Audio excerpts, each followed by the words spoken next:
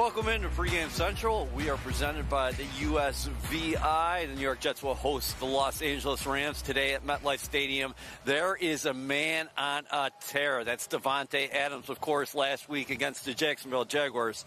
9 catches, 198 yards, and 2 touchdowns. It is a frigid day. It is a frigid Sunday. Expected temperature at kickoff, 24 degrees. The wind chill could be 11. Eric Allen alongside Quincy Enunwa, and Santa Claus is here. That's St. Nick Mangold. Great to see you both. Thank you very much. Appreciate it. Okay, let's talk about the weather. How much does it impact players in terms of what they're going to go out and do today? You know, it really doesn't get to you until a TV timeout. If you're not paying attention and you go out early for a TV timeout, you're just standing in the middle of the field and the wind's whipping around and you got nothing to do, that's when it hits you. But when you're playing, you're moving, like your body's warm, I don't think it affects you as much. Well, fans can't see this right now, but we got a space heater, and you guys had space heaters on the bench as well. Absolutely. But seriously, Q, you played on the outside. You were a receiver. What's this like? So for me, I mean, Nick got to speak for himself. The old linemen, they love this kind of stuff. Even a guy like me that went to Nebraska, I still can't deal with it. I grew up in California. This cold is ridiculous for me. As a receiver, it's even tougher because it gets a lot harder to squeeze the ball, and the ball gets a lot firmer. It's just a lot harder to make the plays that you want to make. So as a receiver, you got to really be mindful of that. Maybe put some Vaseline in your gloves to kind of keep your hands warm, and just go out there knowing that when that ball comes, you got to squeeze it as hard as you can. There's Elijah Vera Tucker right now warming up. Jets and the Rams. Interesting landscape here, Nick, because the Jets will not be facing a Rams defensive line that has Aaron Donald. They're in transition, but Sean McVay's got this team right where they typically always are this time of year, 8-6 atop the NFC West. Yeah, they're getting healthy. You know, they start off slow, but they found their health and they're playing well. It's going to be a challenge for them today, but you know, the West Coast teams coming out to the East Coast, and listen to those Southern California boys coming out here in this cold, that might be a little difficult for them. Do you guys think that is an inherent advantage for the Jets today, that they are the cold weather team? They do practice in this stuff. The Rams come in over the weekend.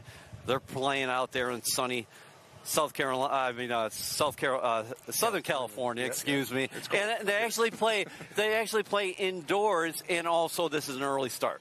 Yeah, definitely. I mean, my mom came over last week, and it was about maybe 40 degrees, and she said it was freezing. The coldest it was over there was 60 degrees, you know. So they're not used to this. So not only do you have to deal with the cold, but also the time change, right? So those are two different things that coaches try to adjust to. But the individual basis, a lot of guys can't adjust as well as other guys can. All right, for more on this game, let's go across the way right now. We're going to bring in Caroline Hendershot, Ethan Greenberg. Good morning. Good morning, EA. So, you know, the quarterback matchup here, a couple of former NFC North rivals with Aaron Rodgers and Matthew Stafford. It might be cold, but these two signal callers entering Week 16 on a hot streak. Let's start with Aaron Rodgers, Caroline, because since Week 8, 13 touchdowns, 1 interception. He's one of 5 quarterbacks to have 1 interception in that span. His passer rating, over 100. And not to mention, we've started to see him really take a couple steps over the last 2 games. That coincides with his health. And obviously the knee, ankle, hamstring injuries, the cold factor here. I'm interested to see how healthy he is, how mobile he is on the field today. Yeah, I mean, in that same vein, Ethan, now the Rams have been 11-1 in the month of December in games that Matthew Stafford has started since 2021. So he not only has been dominant as of late, but also in the month of December, especially since Week 8, like you said. Matthew Stafford, he's 6-2. He's thrown 16 touchdowns and only 3 interceptions. And his passer rating also over 100, 104.6. So even still, in his last 5 starts, hasn't turned the ball over. So this matchup feels very even at quarterback. And so if either team is going to look to stop each offense, it comes down to stopping the quarterback. Thanks, guys. Vote for longtime Jets fan Joe Abramsky, a retired FDNY 9/11 responder, to be crowned the 2024 NFL Fan of the Year, presented by Captain Morgan at Super Bowl 59 in New Orleans. Scan the QR code to learn more about Joe and cast your vote. Good luck, Joe. Eric Allen here at MetLife Stadium alongside Quincy Enunwa and Nick Mangold. Great report there from Caroline and Ethan. what do you guys think about this quarterback matchup? We know Aaron Rodgers is going to the Hall of Fame, 4-time NFL MVP. 2 touchdowns shy of 500 for his career. And Matt Stafford, he could be joining him there one day in Canton as well. Yeah, I think if Matthew Stafford keeps going on the pace that he's going, he has a great chance to get in there with Aaron Rodgers. So I think we're lucky to see this game, be able to witness these 2 quarterbacks go at it, because I think with the way that the Jets offense is starting to find itself and the receivers on the outside, the way that the Rams have found themselves, with their receivers as well, I think we're going to see an aerial attack here. Yeah, definitely. I mean, 2 elite quarterbacks with crazy ability, man. Matthew Stafford is really one of those guys that was throwing the no-look before a lot of other guys were. And then the receiver matchup, I love to watch the receivers, man. Both these teams have great receivers. Puka Nacua is a guy that they give the ball to so many different ways, whether it's handoffs, down the field, short passes. So it's an exciting matchup today. Aaron Rodgers, 41 years old. Matt Stafford, 36. Does it surprise you that right now they're playing at this high of a level at this point in their careers? No, I don't think so. I think with the way the NFL has gone with the rule changes to protect quarterbacks more and more, I think you're going to see this longevity out of quarterbacks because the game just isn't the same as it used to be. So you're going to see this high level, and it's going to change the production that you get out of guys because they're going to be able to play longer. Quincy, I wanted to ask you about Sean McVay's offense. They motion more than anybody in the National Football League.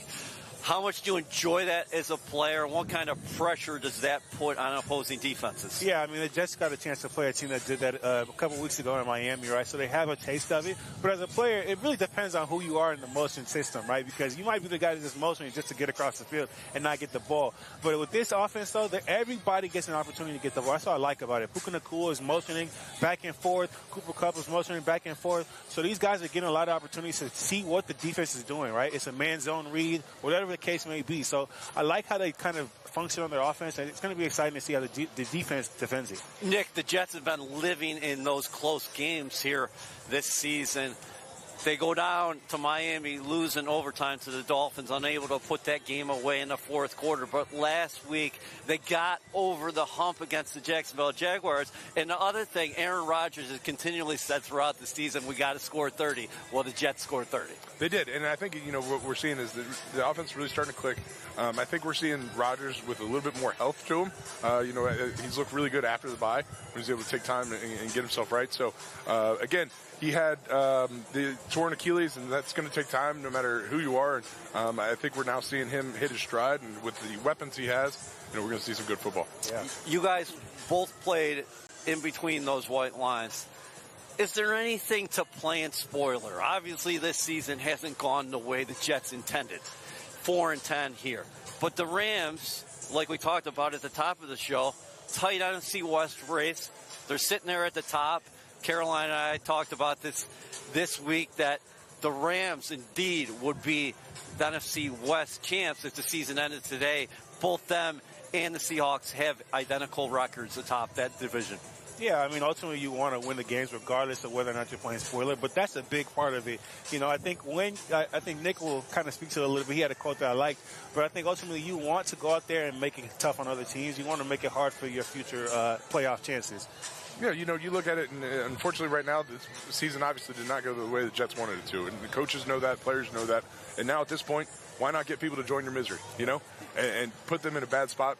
Teams are fighting for playoff positions right now. Why not give them a little taste of a bad taste in the mouth? Okay, the wind's not too bad right now, even though the wind chill is down. It could be 11 degrees here this Sunday at MetLife Stadium. Jets, Rams, about an hour and a half away from kickoff. But does it impact your game plan at all offensively? You mean the wind? Yeah, of course. The weather. I mean, the weather, the wind, I think ultimately, right, I think one thing I do want to see the Jets do a little bit more is running the ball. And I think this is a great opportunity to do that. Not only is it cold, but it's also a little bit windy.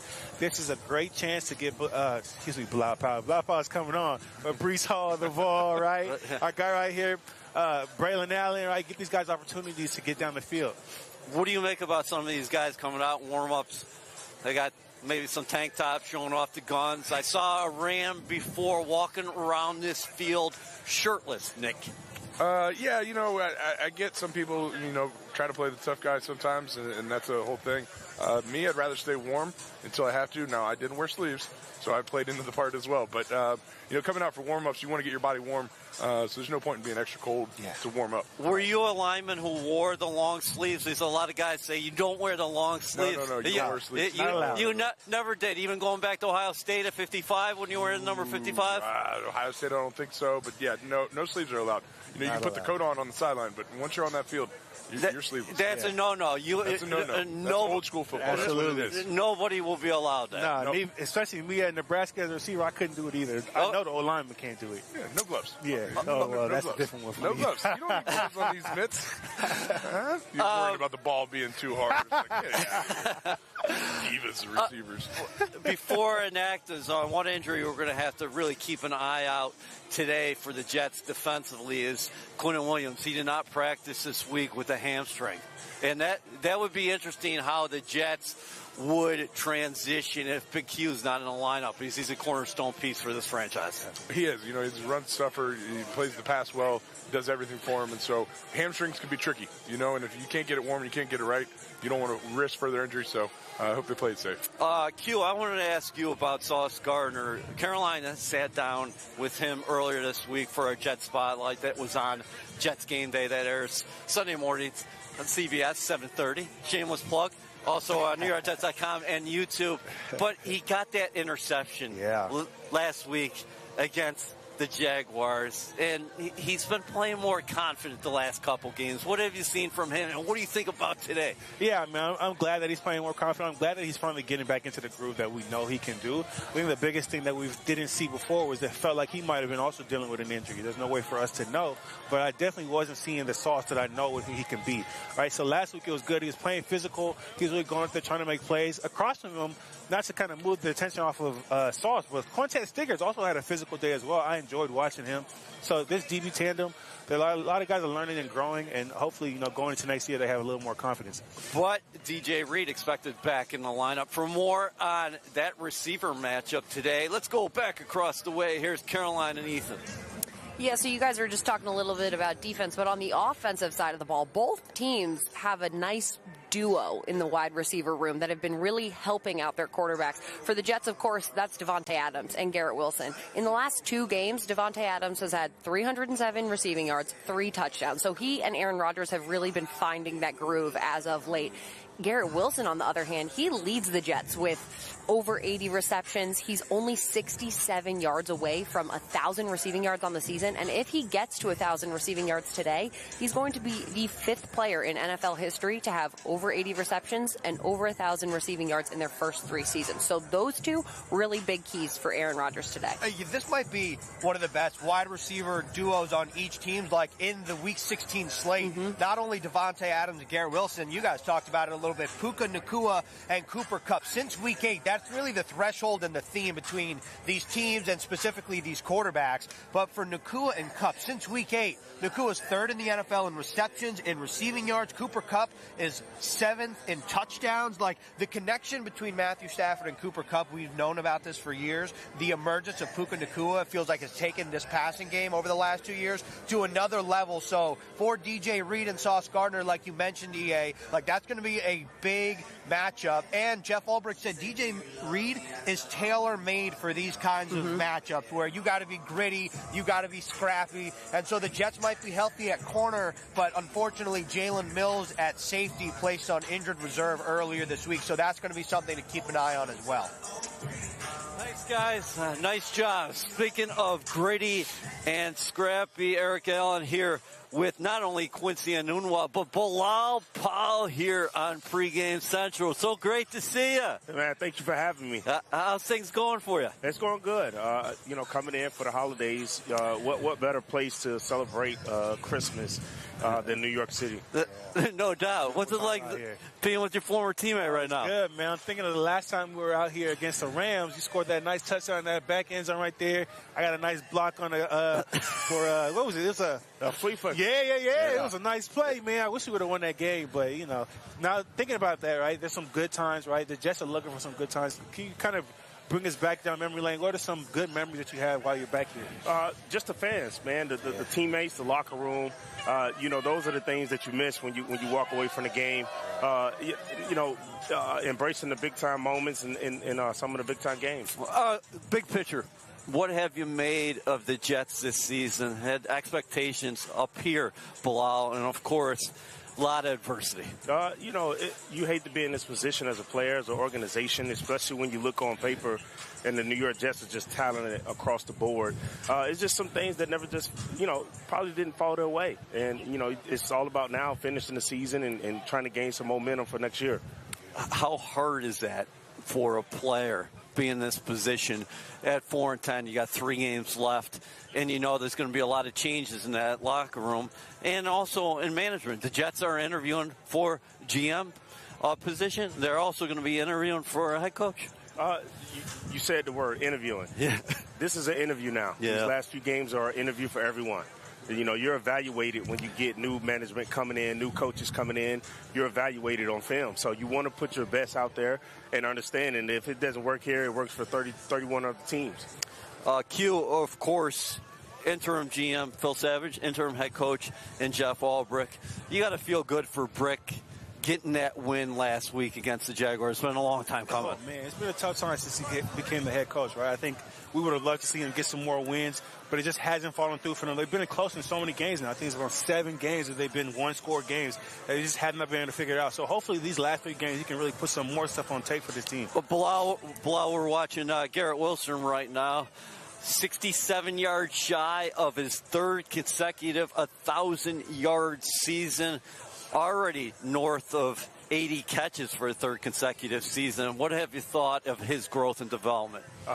You like to see the consistency. Yeah. When you're talking about being a professional, you talk about his consistency and what he's brought to this organization the last 3 years. And, I think he continues to be that player that keeps those defensive coordinators on their heels. How about Breece Hall? We got to talk about your position. Yeah, the running backs. We got to not only talk about Breece here warming up, but also those rookies and Braylon Allen and Isaiah Davis. I think that's a tough running back room. I think those guys bring different dynamics to the game. Breece Hall being a guy that can catch out of the backfield. I think when you look at all 3 of these guys, they can go the distance at any time. Yeah. Very talented group, and I think they all have bright futures. So when you look at both teams' run games today, Kyron Williams for the LA Rams, he's been really coming into his own. He had a big game against the 49ers. Do you think that the teams are going to turn to the run game because of the weather in terms of the cold? Because we've been talking about the cold a lot. Or the quarterback's going to come out here and just start spinning it because these are Hall of Fame guys and Rodgers and Stafford. This is definitely the time to run the football. This is the time to run the football, make the clock run, and get out of here. And hopefully you come out with a victory. Right. I actually have a question. So obviously this year they haven't been able to run the ball as well as they wanted to. And I'm wondering if you have any insight on what you think might be going on. Yes. When you look at how talented they are in the backfield and just the talent that they have up front, man, it's just probably some mishaps. Yeah. It's probably just some mishaps that, you don't see it on live TV, but it's when you turn on the film and you maybe miss a hole or maybe wrong step or just the small things, I think that makes the difference in the end. But how surprised are you by it, considering the Jets had 13 different offensive line combinations last year? They played with 4 different quarterbacks. Rodgers been under center all year, and yet you haven't had the consistency with the run game. You hate to see it. You really do. And then when you don't have the run game, you're forcing it in the pass game, and then it all just does not add up, and it starts to look ugly when you don't have that run game. I think when you look at it, the run game, you win games running the football, especially around this time of the year. All right, so let's talk about Aaron Rodgers. Short term, long term. Short term, he's been playing really well. He's got a chance to hit 500 touchdowns for his career today with 2 scoring passes against the Rams. Against both the Dolphins and the Jaguars, he was very good. What do you make of what's on his plate today and also what's on his plate long term? I think today The run game. Depend on the run. Hey, listen, depend on the run game. I think check downs are going to be something that could help them with these running backs. The ball is a little harder to throw downfield. Guys can't hold up front, man. Just the hands and the weather. You just depend on the quick game, getting the ball out today, and just making sure that that's successful. Now, long term. Yep. You would love to see him back. I mean, he's a legend. He's been consistent throughout his entire career. And you want to see him go out, guys like that, go out on top. So, who knows what his future holds here. Hopefully he can find somewhere to help somebody win. I'll tell you what, a couple franchise records in reach for Aaron Rodgers when you're talking about yardage, single season. Joe Namath holding that record. Back in 1967, he surpassed 4,000 yards. 14-game seasons at that point. Then you guys remember this dude, Ryan Fitzpatrick, 31 touchdown passes in 2015. Yeah. Rodgers has 23. So if he gets 9 over the final 3 games, he could take over that lead. Yeah, absolutely. I mean, Joe Namath, and the legend grows every year. When you hear about his numbers, obviously I didn't get a chance to watch him. It was before my time.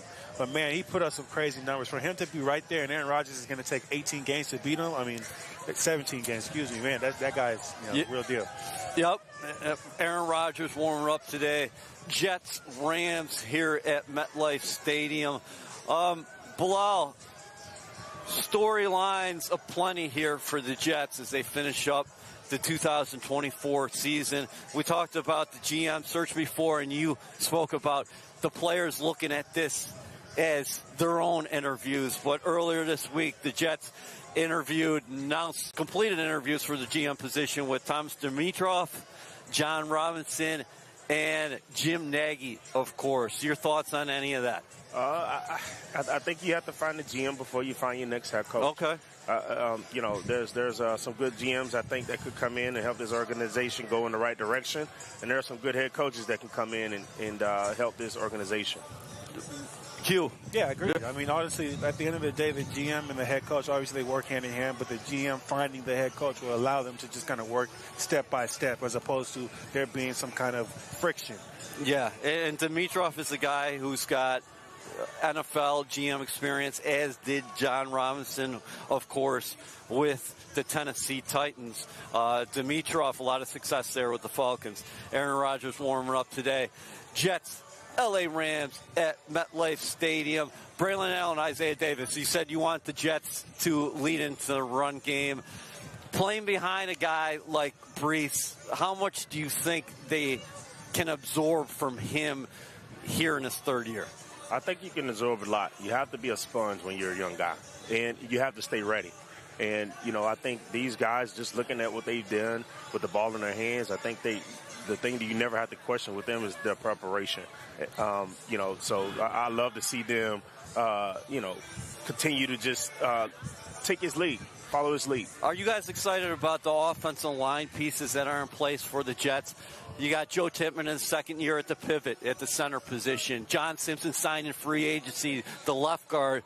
I think he's been awfully good throughout this season. You got Olu Fashanu, the first-round pick from Penn State, the number 11 overall pick, playing the left tackle right now. We showed Elijah Vera Tucker before, and then you have a pair of veteran tackles. Morgan Moses has been manning that right tackle spot, and Tyron Smith, of course, IR. Yeah, I think it's a good group, right? I think this might be one of the more stable groups they've had since maybe Nick Mangold and Brick, right? As long as these guys stay healthy and continue to perform, there's a chance that they could be up those Green Jackets next, right? I think that you see Olu, he's continuing to grow and get better. He's played guard, he's played right tackle, he's played left tackle, and he's performed well, right? Then you have Joe Tippmann, a guy that's continued to be consistent. He's had some nicks here, but a guy that's been in the middle and really been solid for this team. Bilal, Fashanu, what have you seen?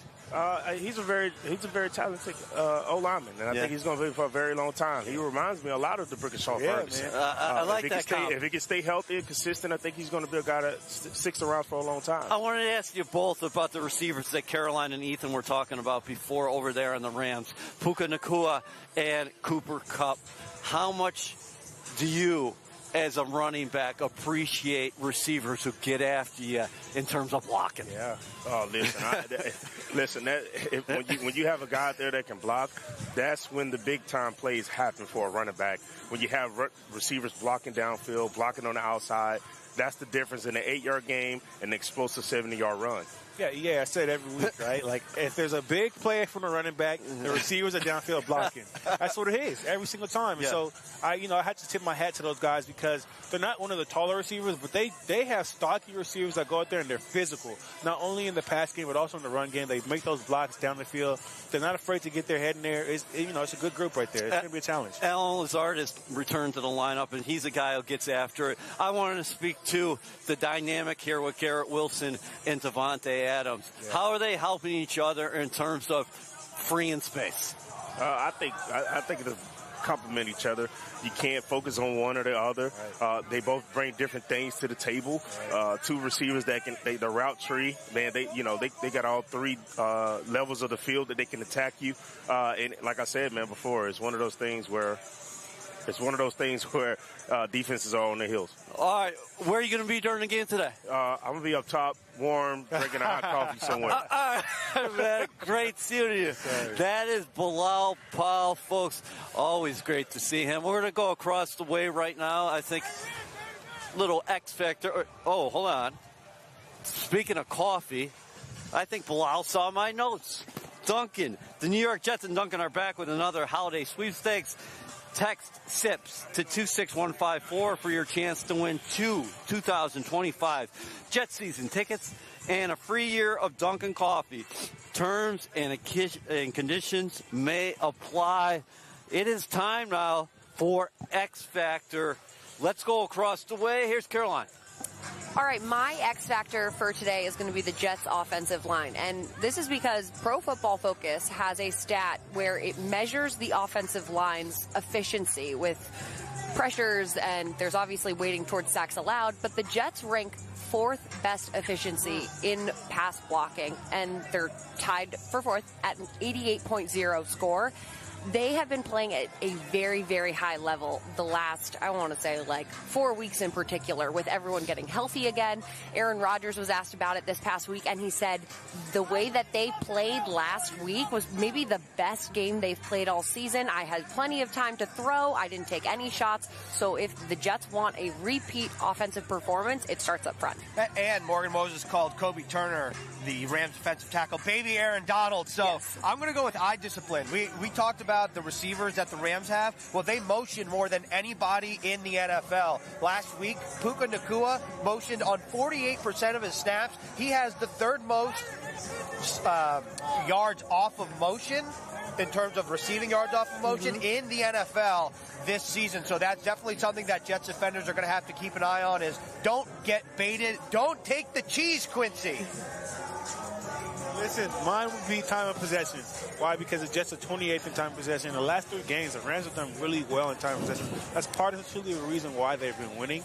The Jets had to figure out a way to keep the ball in their hands and at the end of the game with the ball in their hands as well. I'm going Kyron Williams, the running back for the LA Rams. Listen, we talk a lot about these two teams' passing games. Yes, Sean McVay is very creative. Matt Stafford's great. Nacua is awesome. And Cooper Kupp is brilliant, but when this team is really rolling, they are running the football. If he is successful on the ground, the Rams will win. If the Jets neutralize him today, the Jets are going to win. How about let's make a quick transition to tomorrow's headline. Yes, sir. So my headline will be the Jets limit the yellows to dodge the blues. Oh! Yes, sir. Why? Because the Jets are not doing well with flags. That's one of the reasons why they've been losing. They're the 2nd most in penalty yards, and they continue to be low in the most penalties. So if they can figure out a way to not get as many flags today, they will be able to win this game against the Rams. You're getting quite creative with your headlines. I've been trying, man. I might be a lyricist. Salute to you. I'm going Ram tough. Rodgers reaches 500 TDs. Again, the future Hall of Famer needs just 2 to have 500. He's been on a tear of late. I think he gets it done here today. There is Aaron Rodgers. We're just about 90 minutes now from kickoff, at MetLife Stadium. We have inactives right now. I'm going to pull them up. And here, Jalen Simpson, Michael Carter II, Xavier Newman, Jarek Bernard, Converse, Quinnen Williams will miss his first game this season. That is the big name here. Jake Hansen as well. Practice squad elevations today, Bruce Hector and Jarius Monroe. All right, from everybody here at MetLife Stadium, we will see you after the game for Jets Overtime. Enjoy your football Sunday.